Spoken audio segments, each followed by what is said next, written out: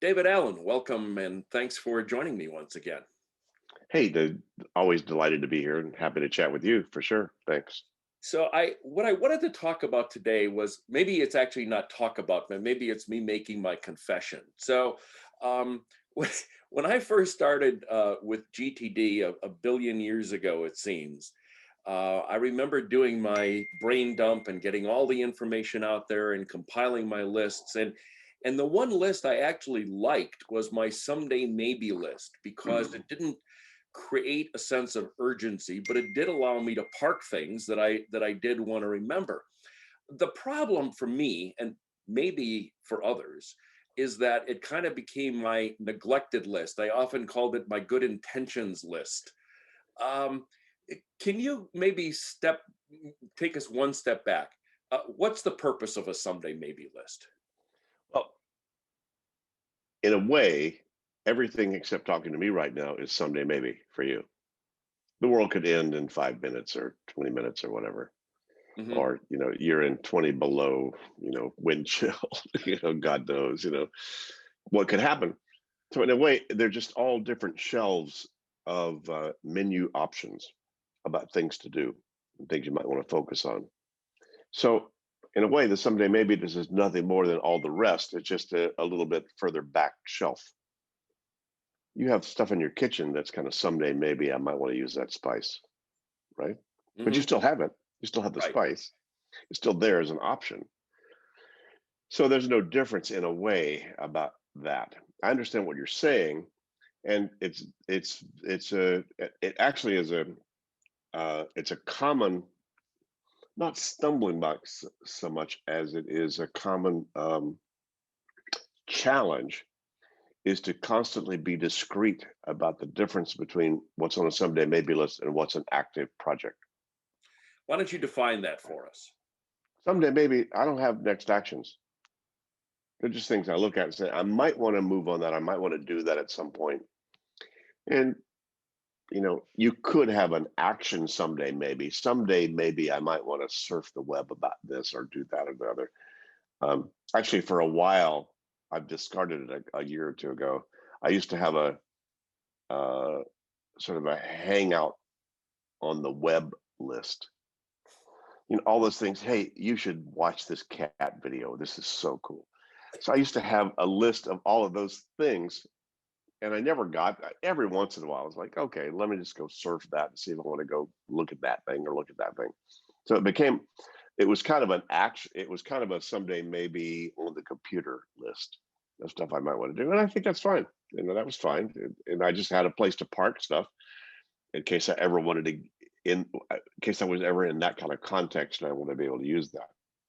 But you're right. Oftentimes, people think that someday maybe is kind of a discard list. So then what they don't do is they don't put projects that they might want to do, but not quite yet. It's kind of on hold right now, but whatever. They don't put that on their someday maybe list. They put it on their active project list and then feel guilty because they're not doing it. And then Exactly. they actually don't want to look at their list because they're looking at a lot of stuff that they just don't have the bandwidth to focus on.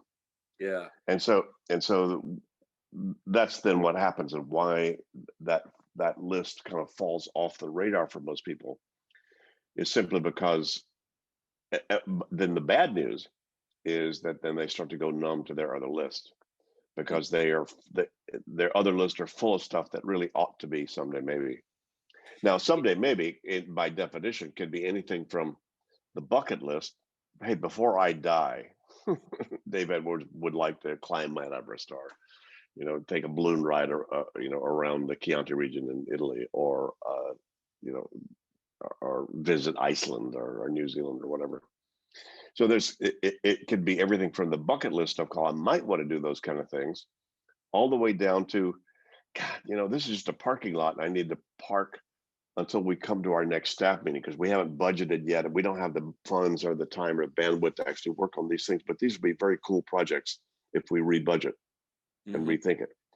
And so you can have that sort of parking lot, operational parking lot stuff all the way to the bucket list stuff. And any of that and all of that could be on the someday maybe list. The trick is to keep conscious about whatever's on that list and keep saying, no, fine, not to move on that right now. Well, I think to, build on your analogy of the kitchen and the spices, I mean, I also have a drawer in the kitchen, which seems to be the collection point of things that I promise myself that I'm going to go through and revisit. And the truth is, the only time I open that drawer is when I throw something else in it. Yeah, sure. And that's really so when what is the most effective way of using a someday maybe list in terms of what goes on? Is it literally everything without an action step? Yeah. Everything that you say, I'm not committed to move on this right now or decide on this right now, something more specific about it. I just want to capture the idea. And by the way, that could range from your journaling. Journaling is a great way to do a kind of a more in-depth, you know, I say spiritual is with a small s, a spiritually oriented kind of a mind sweep. You Hmm. know, just top of mind. Random as occurs to me. Let me just clear the sweep the deck in terms of what's on my mind. And I've done that over the years, off and on, more or less, which is another great way to do that. All that someday, maybe I've never gone back and looked at any of my journal stuff. I've got, pages of them. If I ever do my memoirs, I suppose there might be rich content to go back and look at. But otherwise, it was more a process of allowing myself to keep the creative process going. Hmm. Interesting, Dave. I had one of the most sophisticated um, people I know, relatively professionally and intellectually and so forth. Very senior guy in one of the top global, consulting firms. And for him, the second or third or fourth time he was taking a seminar for me, just kind of refresh himself and catch up, he finally got the someday maybe idea. And he said, wow. To him, it was really creative because he would come up with so many cool ideas about things he wanted to do with his, global Fortune 50 clients, and realized that he couldn't do all of them. And he just stopped his creative process because he felt overwhelmed about all the creative ideas he had, but he didn't know what to do with them. Once he caught someday maybe, oh, wait a minute, I don't have to lose creative ideas. Give me a parking lot for them. Hmm. Right. So I could then throw all this in there. And what it did was it unlocked or refreshed his creative thinking process. It allowed him to not then stop his creative thinking because he gave him permission to have creative ideas, cool things he might want to do, but not have to commit to move on them.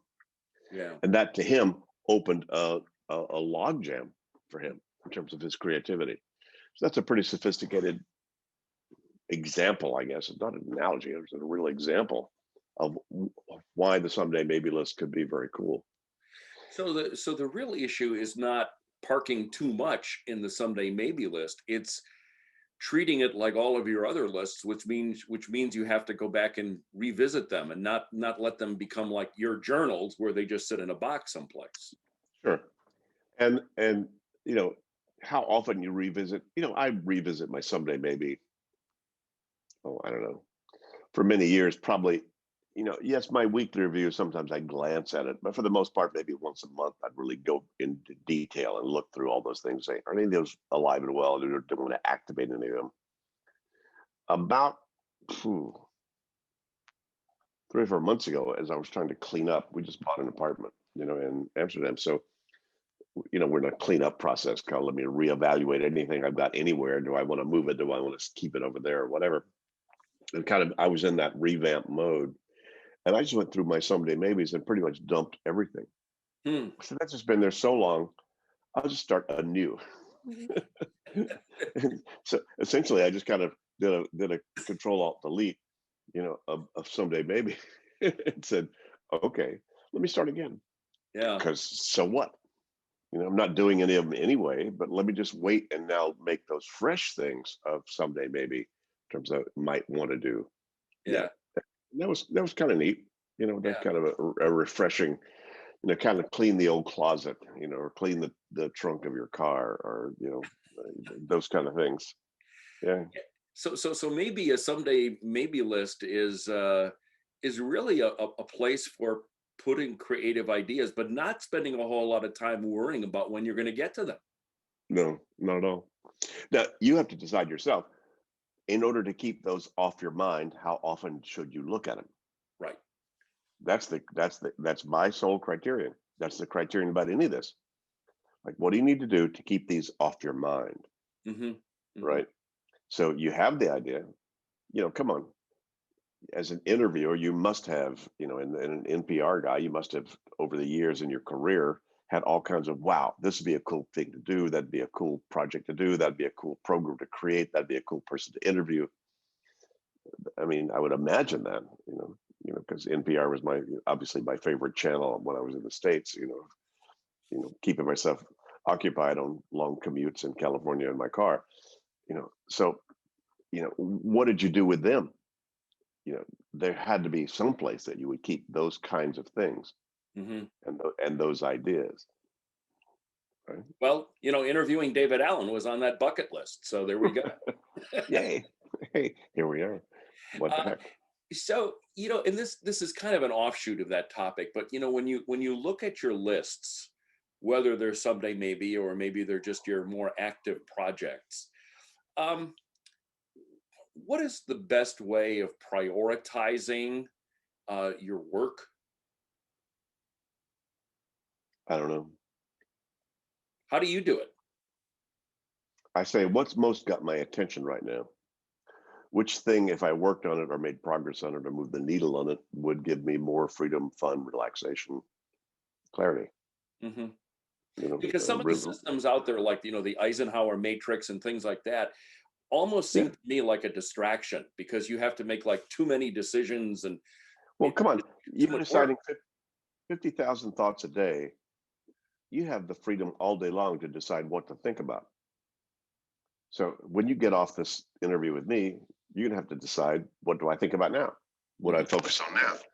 And Right. a whole lot of those things. Actually, none of that is bad. All those things are saying, sure, focus on the bigger stuff that you're committed to. What really makes a difference to you in your life, uh, and how do you decide importance? Importance could be anything from, wow, I really care about spending quality time with my kids or my spouse or my partner or whatever. And so thinking about that, that's not going to show up on your list as an ABC 1, 2, 3, right? That just needs to be an internal thing. So when I say I don't know an answer to that, my answer would be trust your heart, trust your spirit, trust your gut, trust your liver, whatever you trust. That says there's some still small voice inside of Dave Edwards that when you get off this thing with me, you looked at all your options, said, that, not that. Hmm. Now, you'll live and learn. It may not be the best choice in the world, but you'll find out. But you need to just make sure you're making a trusted choice. And that trusted choice needs to come from some more inner process.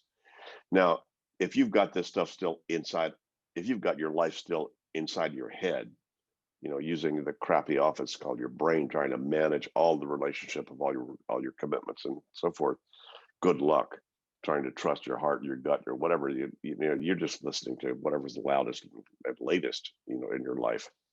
But if you have all that stuff out in front of you in terms of a big menu in the restaurant you're sitting at, then you can make a much more trusted choice about what to do. So the first thing is just to get your head clear. So your head's not being used to try to remember, remind, prioritize, or manage all that stuff. It doesn't do that. Hmm. It wasn't designed to do that. It was designed to do that to keep you survived, on the desert or in the jungle or whatever, in terms of long-term memory and pattern recognition. Oh, there's a tiger, there's a thunderstorm, or there are berries to eat on the tree or whatever. So yeah, your brain does that very well, but it can't remember worth a crap. Hmm. You know, Well, anything more than four things. So the cognitive scientists have recognized that the brain, if you're trying to have your brain trying to manage more than four things, in terms of short-term memory and in terms of short-term decision making, it won't do that. It won't do that very well. Not hmm. nearly as well as if you have a trusted external brain that gives you the options out there. Then what your brain is designed to do well is look at a list of 65 things and go, that one, not those. Hmm. But That, isn't it doesn't it also become tempting that when you look at that list, you're going to look at the things that are fun, that are interesting, that might be quick, and the more challenging items are the ones that your heart is never going to say, it's time for that one. I know this is going to be a big challenge, but it's time to do that one. Yes, it will. Oh, good that I'm not alone. No, yes, it will. It will tell you whether you're willing to pay attention to that voice. Uh-huh.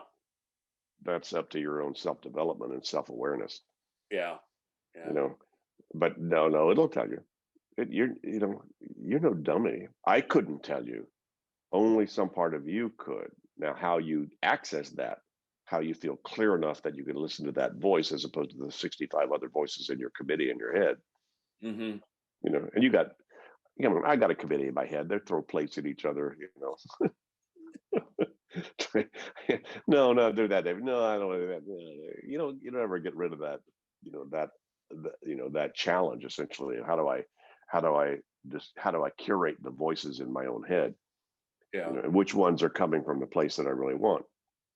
I have two. It's funny. I use two people out there. I use Tony Schwartz, friend of mine.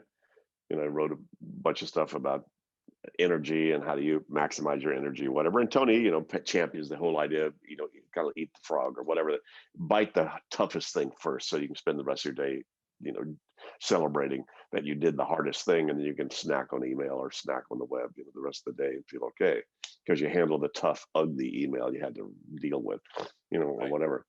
And then Joss Whedon. I don't know if you know Joss.